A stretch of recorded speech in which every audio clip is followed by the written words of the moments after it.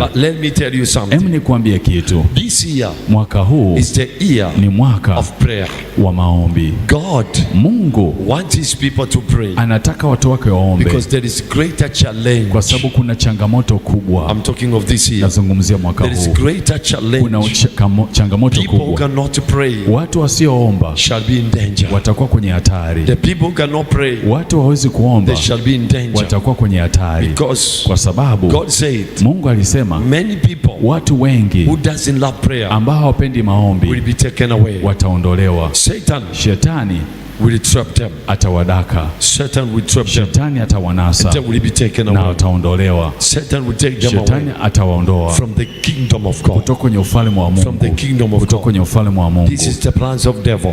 Huu ni mpango wa Ibilisi. This is the plans of devil. Hii ndio mipango ya Ibilisi. And God said, na Mungu alisema, my people, watu wangu should give themselves into prayer. Inatakiwa wajitoe kwenye maombi. They must pray. Lazima waombe. This is the year of prayer. Huu ni mwaka wa maombi. This is the year of fasting. Huu ni mwaka wa kufunga. This is the year of fasting. Huu ni mwaka wa kufunga. Whereby church, ambako kanisa, people of God, watu wa Mungu will fast and pray. Watafunga na kuomba. Will fast and pray. Watafunga na kuomba. I'm talking of the whole year. Nazungumzia mwaka mzima. The whole year. Mwaka mzima. Today you will fast. Leo utafunga. Maybe 21 days. Labda siku 21. Maybe 3 days. Labda siku 3.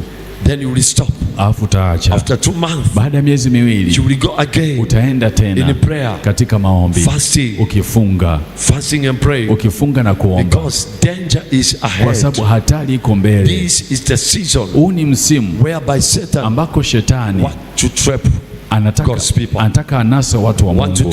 Anataka anase watu wa Mungu. But at the same time, lakini wakati huo this is the year huu ni mwaka of too much glory. Wa utukufu mwingi sana. Of too much glory. Utukufu mwingi sana. Whereby ambako those people, wale watu who will follow Christ, watakamfuata Kristo, will have intimacy with him, watakuwa na ukaribu na Yesu. The glory of God, utukufu wa Mungu, will always cover them. Daima utawafunika. Will always cover them. Daima utawafunika. The glory of God, utukufu wa Mungu, will always cover them. Daima utawafunika. This year, mwaka is a year ni mwaka of too much glory, wa utukufu mwingi, for those who engage themselves, kwa wale watakaojitoa kwa Mungu. Praise God. Bwana asifiwe. Praise God. Bwana asifiwe. Some other people, baadhi ya watu wengine, are running away from Christ. Watamkimbia Kristo. Some other people, baadhi ya watu wengine, are running to Christ. Wanamkimbia Kristo. And the glory of God, na utukufu wa Mungu, will cover them. Utawafunika. Will cover them. Utawafunika. The glory of God, utukufu wa Mungu, will cover them. Utawafunika.